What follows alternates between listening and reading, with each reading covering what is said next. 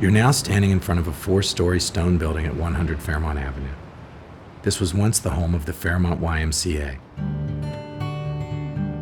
The YMCA goes back a long way in Fairmont, back to 1894, when it was located downtown, on the corner of Madison Street and Main Street. Back then, it only occupied the second floor of a building, with a blacksmith shop below. Fairmont was growing quickly. The coal industry was attracting young men from all over, and they needed a cheap, safe place to stay. In 1906, the Fairmont YMCA began a campaign to build a new clubhouse. The design called for a beautiful 4-story building here on Fairmont Avenue. It was to have bowling alleys, a concrete swimming pool, and 18 dormitories on the 3rd and 4th floors, which rented from $8 to $10 a month. The YMCA building committee was made up of the leading businessmen in Fairmont. And on June 11, 1907, the Masons laid the cornerstone for the new YMCA building. And you're looking at it. The YMCA of Fairmont served the community in several ways. In addition to its mission to minister to the young men of the community, the YMCA also served as a library for the town. In 1929, the YMCA also served as an office for WMMN, a local radio station in Fairmont.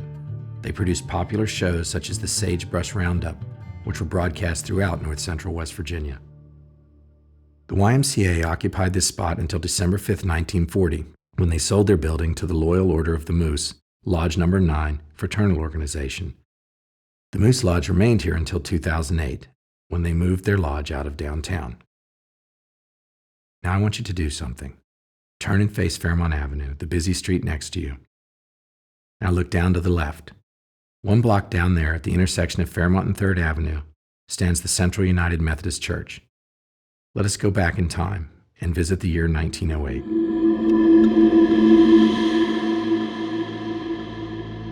It is summer, and just 6 months earlier, disaster occurred in the tiny town of Monongah, just 5 miles from here.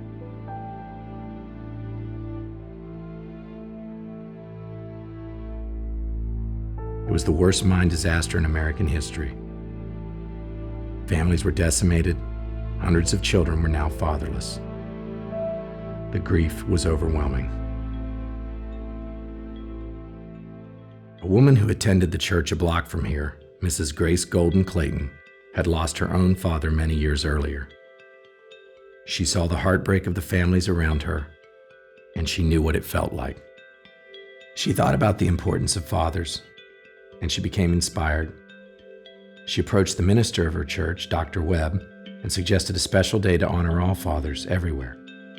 Her own father, and all of the fathers of the Monongah mine disaster, and a tribute to all the living fathers. Dr. Webb accepted Mrs. Clayton's proposal, and on July 5, 1908, the first Father's Day was born, right here in Fairmont.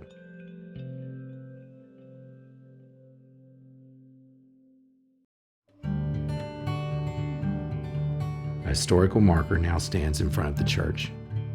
And every year, without fail, the church holds a special Father's Day service and celebration. And you can be sure that Mrs. Grace Golden Clayton, wherever she may be, is smiling, and so is her father. That's why we like to say Fairmont is where holidays are created and life is celebrated.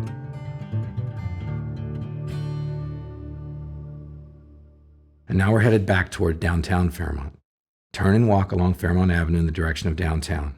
Walk 1 block, and then stop when you're standing in the middle of the bridge. Listen to the next track when you're there. Press pause now.